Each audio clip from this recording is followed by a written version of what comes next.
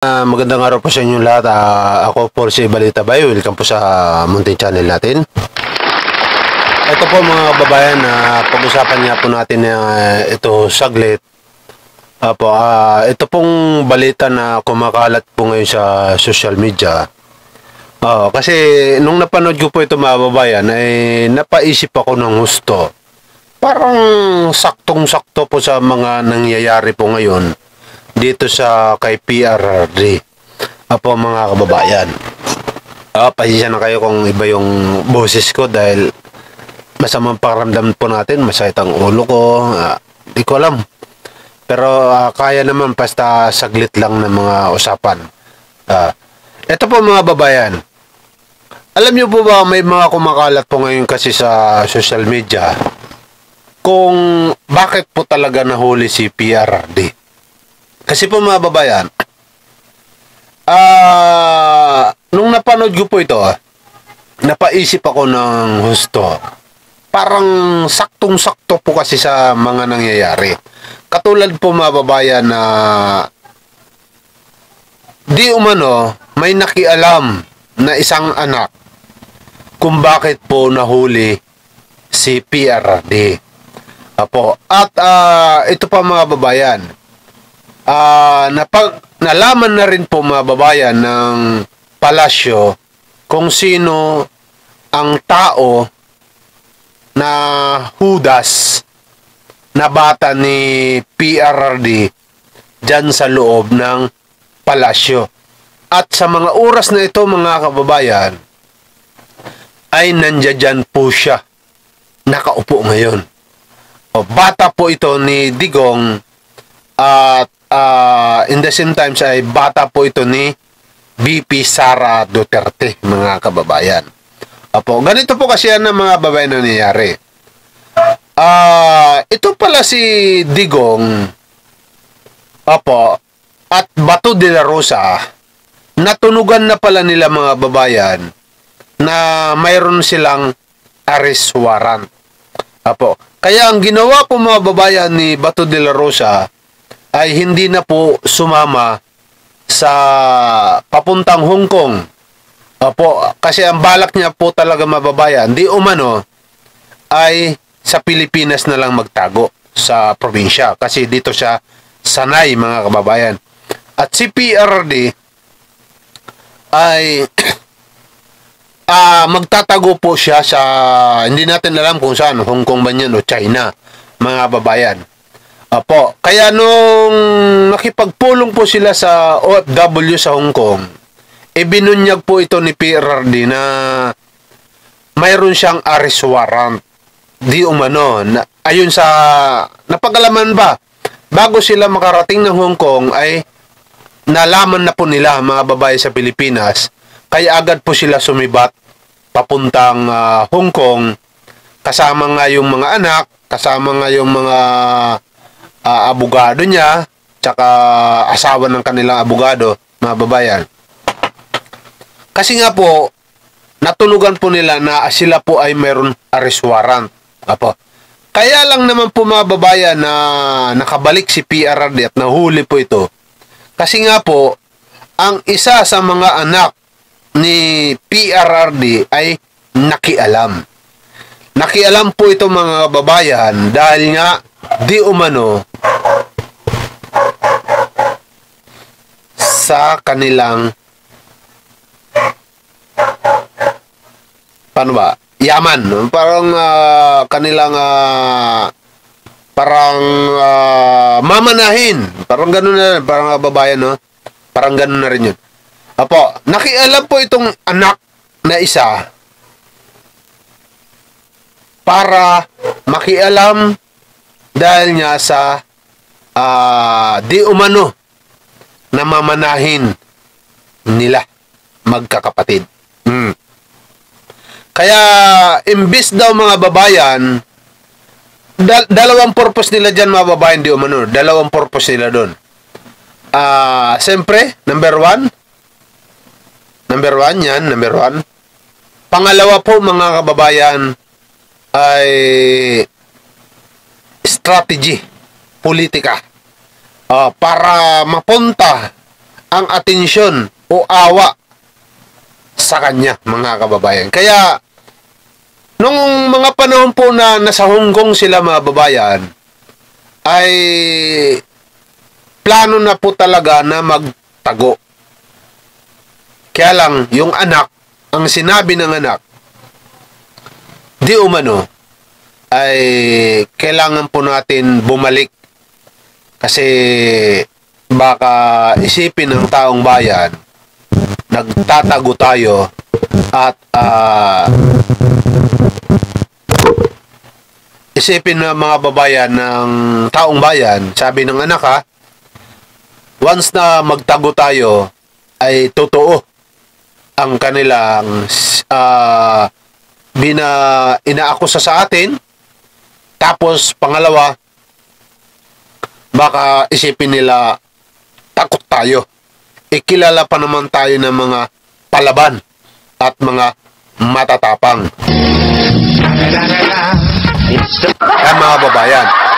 Kaya sabi pa ng anak, di umano ha, hindi ko alam kung sino yung anak ha, ilan ba yung kasama papuntang Hong Kong na anak ni Digong, mga babayan.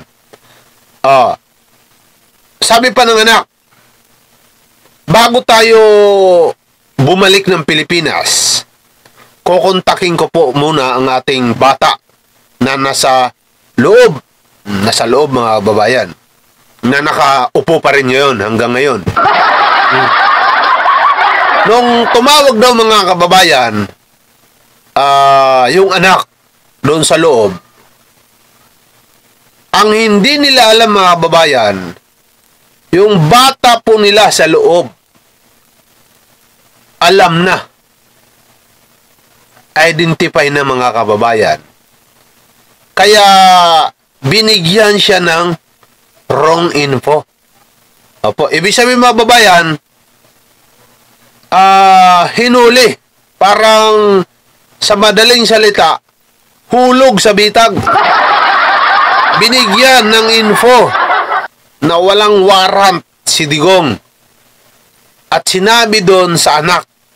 Kaya yung anak masyadong nagtiwala, nagpakampante, kaya sinabi kay Digong na wala, hindi totoo yung warrant, umuwi na tayo ng Pilipinas.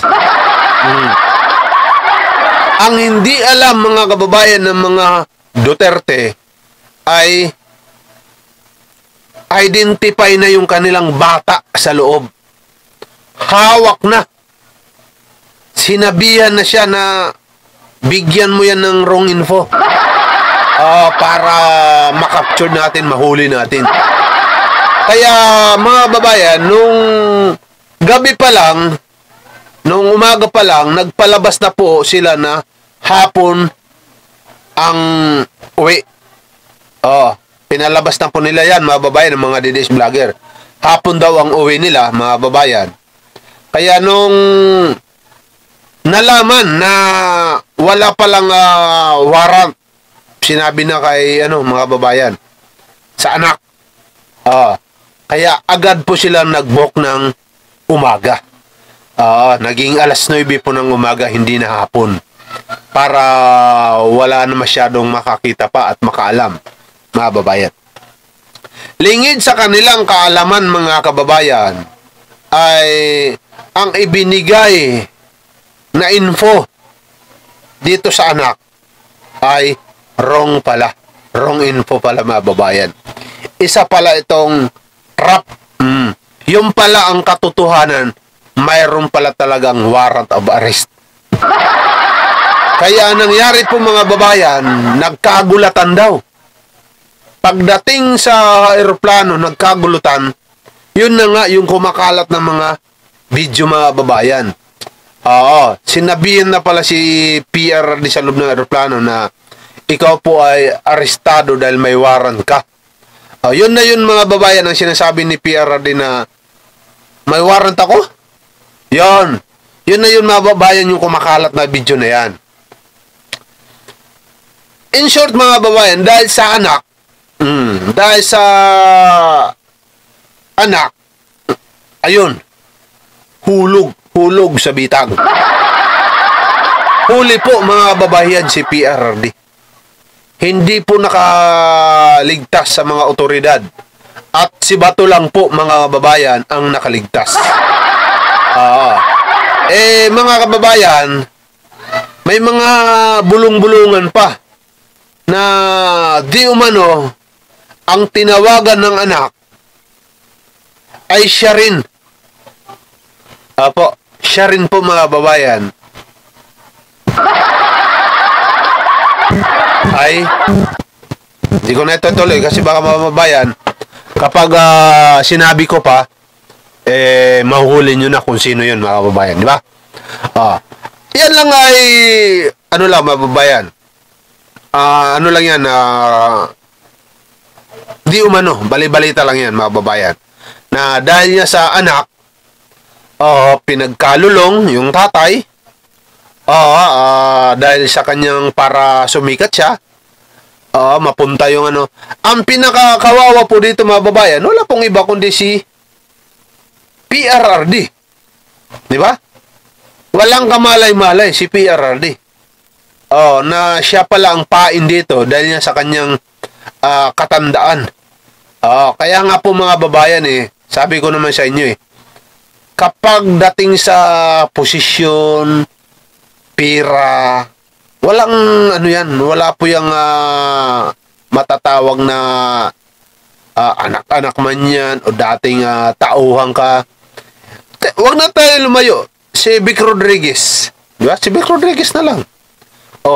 Ang tagal-tagal na muno yan ang tagal-tagal po niya na abogado ni Marcos, PBBM.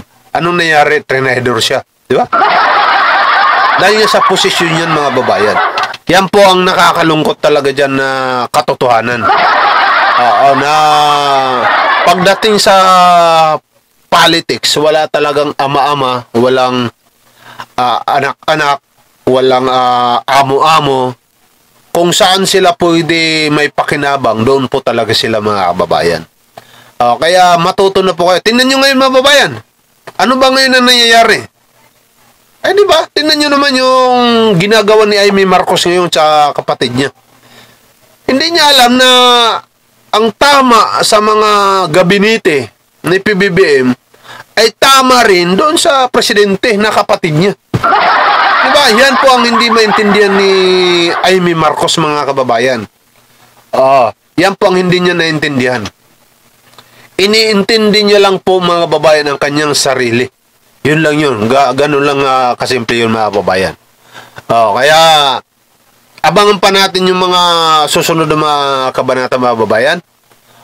Pero bago tayo magtapos mga kababayan, salamat po muli sa inyong pagsuporta. Kung hindi pa po kayo nakasubscribe mag-subscribe na po kayo at i-click nyo po ang notification bell para palagi ko updated sa mga video natin at live na ina-upload natin dito sa ating Mountain Channel. Kaya salamat po at see you next vlog po natin mga kababayan. Salamat.